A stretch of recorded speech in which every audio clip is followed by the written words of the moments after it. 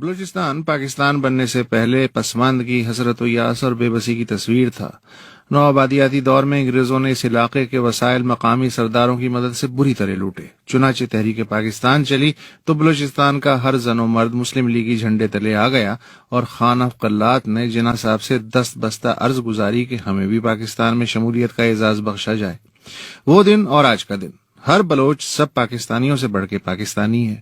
ناشکر بنگال کے برعکس بلوچستان نے اپنی پوری زمین، ماں، معدنی و بحری وسائل وفاقی حکومت کو یہ کہہ کے بخش دیے کہ پاکستان ہے تو ہم ہیں، خدا نہ خواستہ مملکت خداداد کو کچھ ہو گیا تو ہمارے وسائل اور قدرتی دولت ہمارے بھی کس کام کی۔ چنانچہ لیاقت علی خان سے نواز شریف اور ایوب خان سے پرویز مشرف تک سب نے بلوچستان کو سر کا تاج سمجھا۔ پچھلے 68 برس کے دوران مواصلاتی جال نے ہر بلوچ گاؤں کی قسمت پلٹ دی۔ چٹیل پہاڑ پہ بھی کسی بلوچ کا گھر تھا تو اخراجات کی پرواہ نہ کرتے ہوئے وہاں تک گیس، پانی، بجلی، سڑک پہنچائی گئی۔ ہر ضلع میں BA تک تعلیم مفت اور لازمی قرار پائی۔ یہ واحد صوبہ ہے جہاں اگر والدین اپنے بچوں کو اسکول نہ بھیجیں تو انہیں جرمانہ کیا جاتا ہے۔ پرائمری تعلیم قیام پاکستان کے بعد ہی سے بلوچی اور پشتو میں دی جاتی ہے، جبکہ کالج کے 50% طلباء کو 5 تا 12 ہزار روپے ماہانہ وظیفہ بھی ملتا ہے۔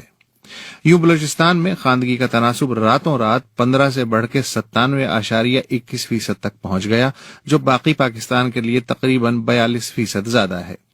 پاکستان کے دیگر صوبوں میں تو بے روزگاری کا تناسب 15 سے 20% بتایا جاتا ہے، مگر بلوچستان میں محض 2.5% نوجوان بے روزگار ہیں، اور ان میں سے بھی 0.25% وہ ہیں جو نوکری کرنا ہی نہیں چاہتے۔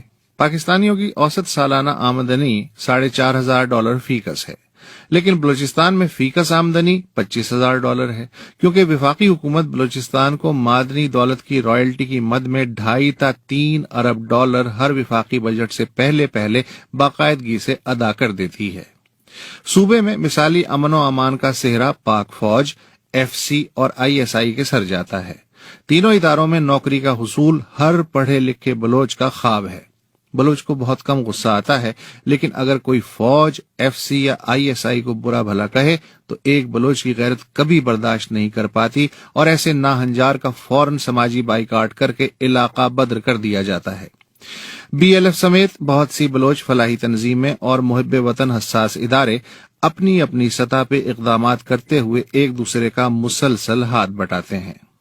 بلوچستان میں بھی پاکستان کے دیگر حصوں کی طرح کبھی کبھار فرقہ وارانہ کشیدگی سر اٹھاتی ہے، مگر یہاں کبھی شیعہ سنی یا ذکری نمازی جھگڑا پرتشدد شکل اختیار کرنے لگے تو لشکر جھنگوی اور شیعہ مجلس وحدت المسلمین جیسی سماجی تنظیموں کے رضاکار کشیدہ علاقوں میں مشترکہ گشت کرتے ہیں۔ یوں شرپسند بیرونی عناصر کے عزائم ہر بار خاک میں مل جاتے ہیں۔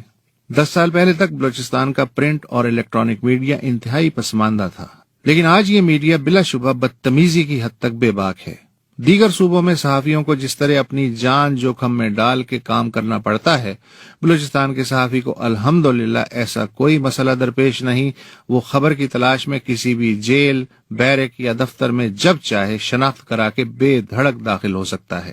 بعض اوقات اس آزادی کا بیجا استعمال بھی ہوتا ہے، مگر ہر حساس و غیر حساس ادارہ عدلیہ کو جواب دہی کے خوف سے آزادی اظہار کے آئینی حق کا مکمل احترام کرتا ہے۔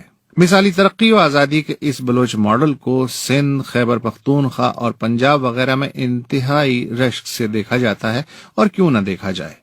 اگر فردوس بر روئے زمیں است، بلوچستان است، بلوچستان است، بلوچستان است۔ پاکستانی درسگاہیں بشمول Lahore university of management sciences اور قومی ذرائع ابلاغ اگر اسی طرح بلوچستان کے حالات کا تجزیہ فرماویں جیسا کہ ابھی آپ نے سنا، تو نہ کسی محب وطن حساس ادارے کی کبھی دل شکنی ہو اور نہ ہی پاکستان بدنام ہو۔ پاکستان زندہ باد۔